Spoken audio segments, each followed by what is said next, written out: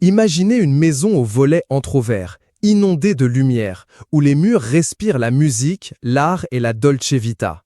C'est là, entre les collines verdoyantes de Nice, que Sir Elton John aime poser ses valises.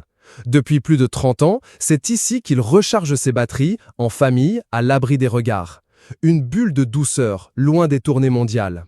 Ce lieu, c'est le Yellow Palace, une villa des années 1920 qui semble sortie d'un rêve, comme l'explique Préto.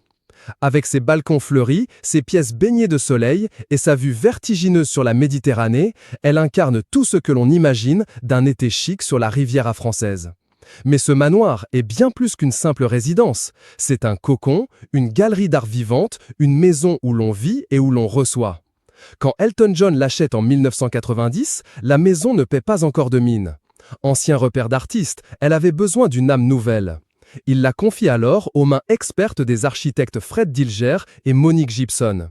Résultat, des œuvres d'Andy Warhol et Roy Lichtenstein sur les murs, un intérieur à la fois flamboyant et intime, et une façade devenue jaune solaire, clin d'œil à la personnalité excentrique de l'artiste. Derrière les volets, c'est une atmosphère feutrée, familiale, élégante. Le chanteur y vit des moments simples, entre petits déjeuners sur la terrasse, virées au marché local et dîners improvisés avec des amis de passage. Et pas n'importe lesquels, les Beckham, Catherine Zeta-Jones, Liz Hurley ou encore le couple princier Harry et Meghan y ont tous séjourné au moins une fois. Alors forcément, un tel joyau a un prix. Le Castel Montalban est aujourd'hui estimé à près de 17 millions d'euros.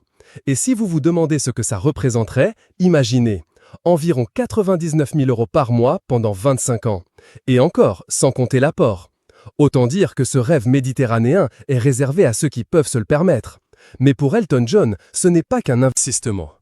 C'est une histoire d'amour avec la région, un lien sincère avec la lumière, la mer, et cette maison qu'il a vu vieillir, évoluer, aimer. Une maison pas comme les autres, à l'image de son illustre propriétaire.